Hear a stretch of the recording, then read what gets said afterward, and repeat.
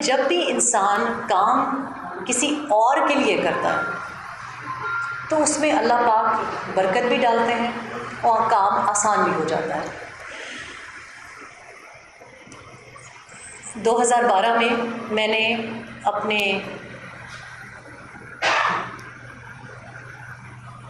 کچھ پیاروں کے لیے، خاص کر اپنی والدہ کے لیے ایک فیصلہ کیا۔ بڑی مشکلوں سے BBC میں جاب ملتی ہے، بڑے کمپیٹیٹیو انٹرویوز اور بہت کمپیٹنٹ لوگوں کا مقابلہ کرنا پڑتا ہے، لیکن میں نے ایک پرماننٹ پوزیشن سے ریزائن کر کے، سینئر براڈ کاسٹ جرنلسٹ کی پوزیشن سے ریزائن کر کے اپنا سارا سامان باندھا، اپنی کتابیں باندھی اور پاکستان کا رخ کیا۔ اور میں پاکستان کوئی سٹار بننے کے لیے نہیں آئی تھی، میں صرف اپنے پیاروں کے ساتھ تھوڑا سا وقت گزارنے کے لیے آئی تھی۔ اللہ پاک نے بڑا رحم کیا اور مجھے 4 سال سے زیادہ اپنی والدہ کے ساتھ ملے، لیکن پھر مجھے پاکستان سے پیار ہو گیا۔ پاکستان کے جن علاقوں میں میں چپ چاپ گھومتی پھرتی تھی، آج کل آپ وہ انسٹا اور فیس بک پہ ان کی ویڈیوز دیکھ رہے ہیں۔ جن جگہوں پہ آپ مجھے اب دیکھ رہے ہیں یہ میرے لیے نئی نہیں ہے، لیکن 2012 سے لے کر 2025 تک جو میں نے پاکستان دیکھا ہے وہ ایئر کنڈیشنڈ نہیں ہے، اس کے پاس گاڑی نہیں ہے، اس کے پاس پینے کا صاف پانی نہیں ہے، اس کے پاس ہسپتال تو کیا بیسک ہیلتھ یونٹ نہیں ہے۔ آج چونکہ ہم پریس کلب میں بیٹھے ہیں، گلہ انسان اپنوں سے کرتا ہے۔ میں جو اعلان کرنے جا رہی ہوں اس سے پہلے میں آپ کو یہ بھی بتانا چاہ رہی ہوں کہ یہ جو نیت میں نے کی ہے اس میں میری کتنی ہمت اور سوچ بچار لگی ہے۔ ادھر آنے سے پہلے ایک بچی نے مجھے کہا کہ آپ مجھے بہت اچھی لگتی تھی، لیکن مجھے ڈر لگتا ہے آپ ان کی طرح ہو نہ جائیں، اور آپ یقین کریں کہ یہ وجہ ہے کہ میں نے اپنے کو سیاسی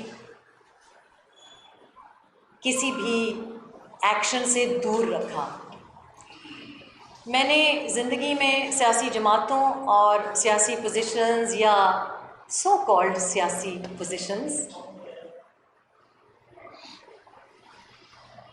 آفرز میں نے دیکھی ہیں، لیکن میں نے جماعت صرف ایک آج تک جوائن کی اور ممبرشپ لی، اور وہ بھی صرف ایک شخص کے لیے، اور وہ ہیں جیریمی کوربن، کیونکہ ان کی ایک پرسنالٹی تھی جو لگتا تھا کہ 1970 کی دہائی سے لے کے اب تک وہ جس ایشو پہ کھڑے رہے اسی کے ساتھ منسلک رہے، لیکن دل نہیں مانتا تھا، جس طرح اس بچی نے کہا کہ میں کہیں ان کی طرح ہو نہ جاؤں۔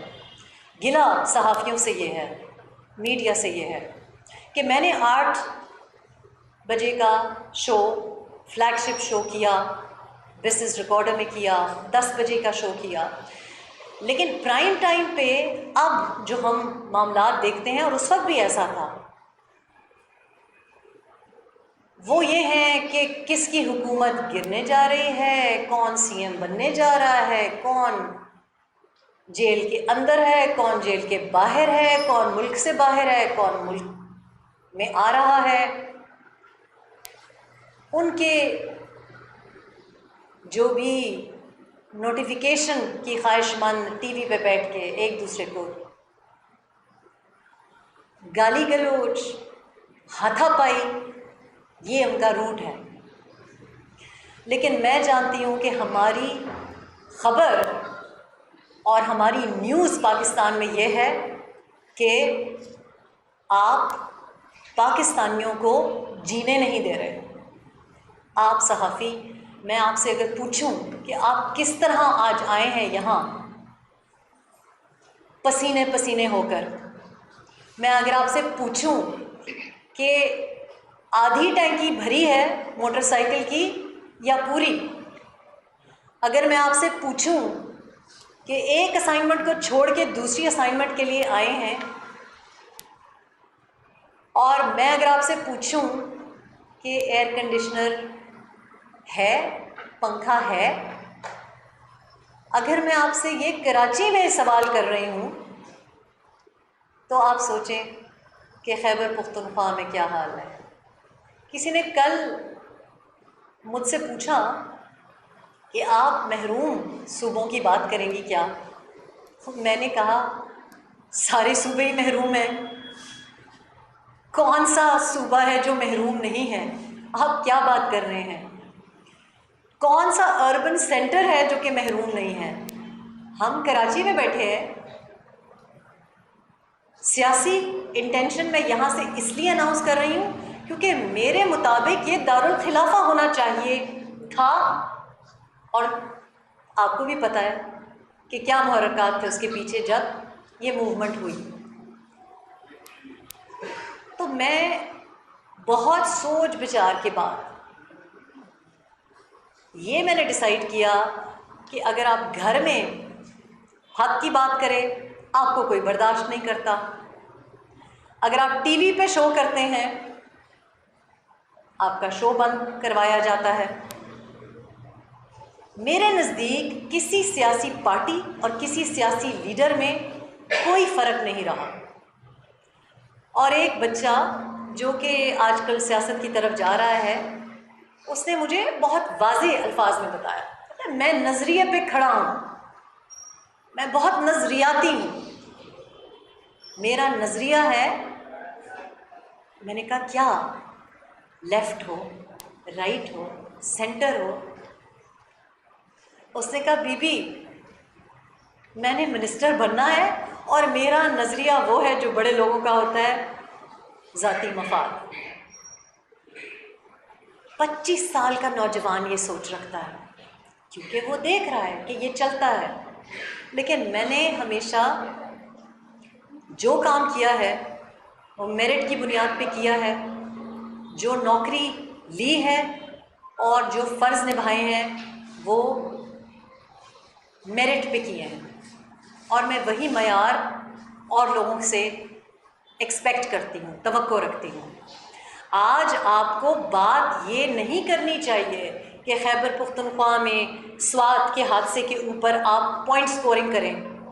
آپ کو بات یہ کرنی چاہیے ہے کہ کیا انفراسٹرکچر موجود تھا، کیا ایلیگل مائننگ ہو رہی تھی یا نہیں، کیا ٹورزم کے لیے آپ انلیگل اور بغیر ریسرچ کے لائسنسز دیتے ہیں۔ سوات میں جو واقعہ ہوا ہے کیا مری میں وہ واقعہ نہیں ہوتا؟ اس پہ بھی ہم پوائنٹ سکورنگ کرتے ہیں۔ ابھی کمراٹ ویلی کی طرف سب کا رخ ہے، تو یہ پوائنٹ سکورنگ، یہ 3+1 شو کا model, this has to stop. آپ کو بات اس پہ کرنی چاہیے ہے کہ ایف بی آر کیا بزنس کمیونٹی کو لوپ میں لے کر یہ فیصلے کرتا ہے جس میں ان کی ہراسمنٹ، ان کی بلیک میل کے چانسز ہوں؟ کیا بجٹ جو آیا ہے اس نے یہ سوچا کہ ہر حکومت، ہر سیاسی جماعت اور ہر وانبی لیڈر لیپ ٹاپس ڈسٹریبیوٹ کر رہا ہے اور آپ ای کامرس پہ بھاشن دے رہے ہیں کہ سارے نوجوان ای کامرس کریں؟ تو یا تو آپ لیپ ٹاپ اس لیے دے رہے ہیں کہ وہ سنیچ ہو جائے اور پھر ریسائیکل ہو، اور یا آپ لیپ ٹاپ اس لیے دے رہے ہیں کہ پہلے آپ ان کو اس کام پہ لگائیں پھر آپ ان کو ٹیکس کریں۔ بات تو آپ کو یہ کرنی چاہیے کہ آپ تمام سیاسی جماعتیں یہ چاہتی ہیں کہ ساری قوم بے نظیر انکم سپورٹ پہ آ جائے، اس لیے آپ نے اس کے فنڈز بڑھائے، لیکن آپ فورن ریمیٹنسز پہ زندہ رہنا چاہتے ہیں۔ آپ ہمارے کراچی میں اگر آپ دیکھیں یا خیبر پختونخوا میں دیکھیں، کراچی پورٹ سٹی ہو کے اور خیبر پختونخوا میں آپ چلے جائیں، ہنگو چلے جائیں، مانسہرہ چلے جائیں، بچے ہمارے باپ کے بغیر پل رہے ہیں۔ لوگوں نے اپنے والد کو 21-30 سال نہیں دیکھا، اور آپ ہمارے ماں باپ اپنے بیٹے باہر بھیج رہے ہیں کیونکہ آپ ان کو یہاں پہ نہ بزنس کرنے دیتے ہیں، نہ آپ ان کو نوکریاں دیتے ہیں۔ کراچی میں اب ہر صوبے کے لوگ آئے ہوئے ہیں، اس میں بھی لوگوں کو تکلیف ہے کیونکہ آپ ان کو ان کے صوبوں میں روزگار نہیں دے رہے۔ تو ہمارا مسئلہ یہ نہیں ہے، کیونکہ ایک کوئی پرائم منسٹر آتا ہے، وہ بی بی سے یا ٹی وی سے اس کو پتہ چلتا ہے کہ وہ پرائم منسٹر ہے۔ اب ماشاءاللہ جو پرائم منسٹر ہیں ان کو تو ٹی وی بھی بھول گئی ہے، ان کی اپنی پارٹی بھی بھول گئی ہے۔ تو یہ ہمارا مسئلہ ہی نہیں ہے کہ کون پرائم منسٹر آیا اور کون سی ایم آیا ہے۔ مسئلہ ہمارا یہ ہے کہ آپ نہ وہ والے جانتے تھے کہ شوگر کارٹیل کون ہے، نہ یہ جانتے ہیں کہ شوگر مافیا کون ہے۔ تو یہ 300 ملین US ڈالرز کہاں سے آئیں گے جس کے اوپر آپ نومبر میں امپورٹ کرنے جا رہے ہیں؟ آپ پہلے پکڑیں کہ دسمبر 2024 میں کیسے ہوا۔ بات سمپل سی یہ ہے کہ FBR اگر انہی پہ ٹیکس لگا دے پچھلے 5 سالوں ہی میں، آپ ریکوری کر سکتے ہیں، لیکن نہیں کرنا۔ کیوں؟ کیونکہ پاکستان میں the right person for the right job does not exist۔ آپ وڈیرے کی اولاد کسان کی نمائندگی کرنے بیٹھا ہے، کموڈٹی ٹریڈر پرائس کنٹرول کرے گا۔ تو دودھ کی رکھوالی بلی تو کیا، یہ اتنی احمقانہ باتیں ہو رہی ہیں۔ تو یہ کیا صرف میں ہی دیکھ رہی ہوں؟